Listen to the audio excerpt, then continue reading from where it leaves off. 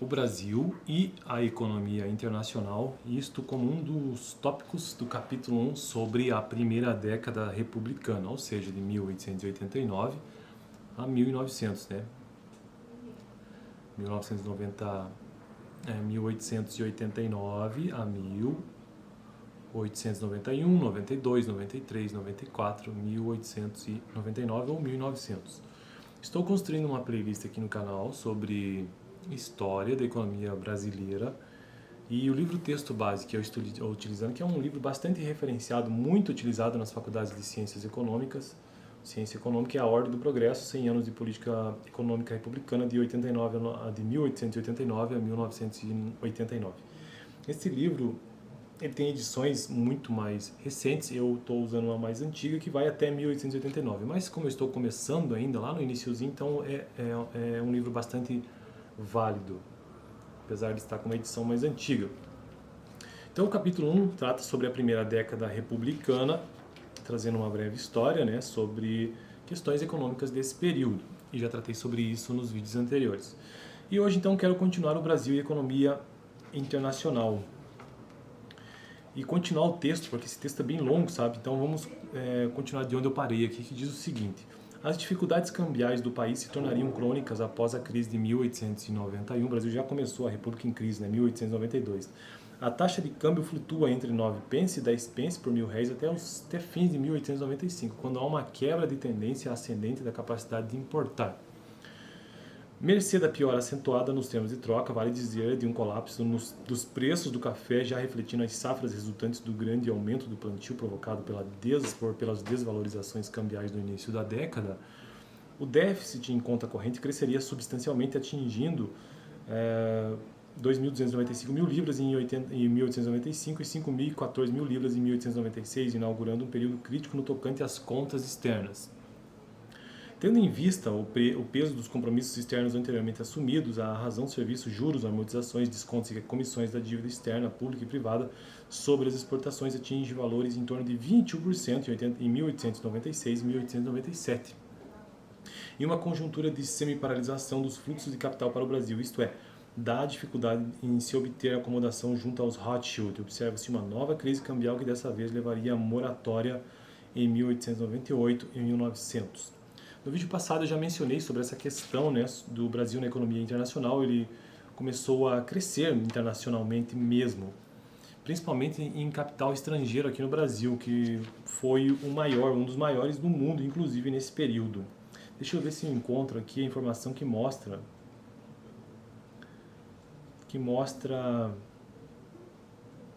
o valor, né, o quanto que isso é substancial no mundo naquele período, né?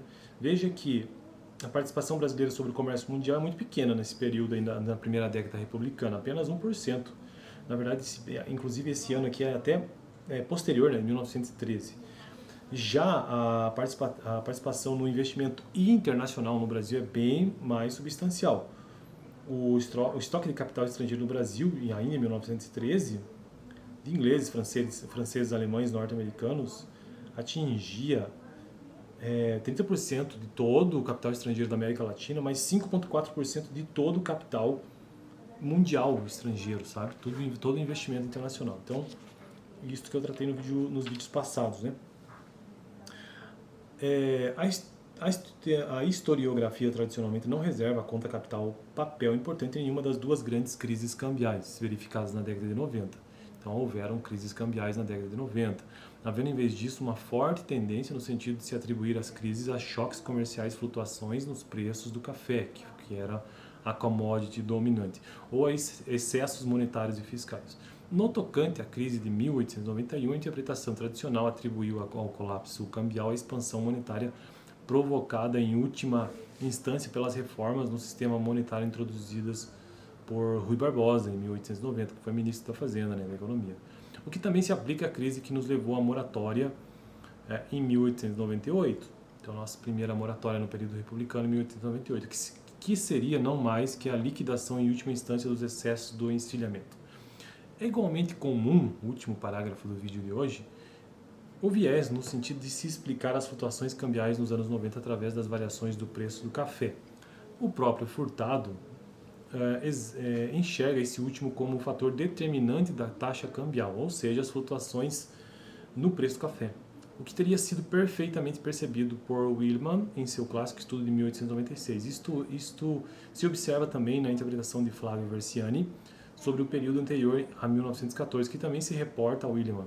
Mas a influência do café sobre o câmbio é questionada no estudo de Maria Teresa Versiani. Em ambos os casos, e também em Fischlow, a análise não incorpora o fato de que a taxa de câmbio é afetada por múltiplas influências, não é apenas pela flutuação do preço do café, não.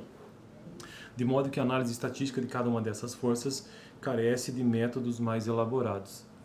Alguns trabalhos mais recentes incluem tentativas de se especificar modelos macroeconômicos onde as diversas influências sobre a taxa de câmbio são identificadas e testadas, como por exemplo Cardoso, Franco e Fischlow. Os resultados desses estudos não são conclusivos, embora gerem dúvidas, especialmente no segundo caso, sobre as interpretações simplistas da relação entre a taxa de câmbio, a moeda e os termos de troca. Então eu fico por aqui. No próximo vídeo quero tratar sobre o trabalho assalariado e a política monetária. Vou ter que gravar diversos vídeos sobre isso, porque o texto é bem longo. Então, o trabalho assalariado e a política monetária da primeira década republicana, ou seja, de 1889 a 1899, 1900, né? Fico por aqui, até o próximo vídeo. Dá uma olhada no vídeo anterior, onde eu já tratei um pouco também sobre a primeira década republicana, que é o capítulo 1 deste livro. Valeu!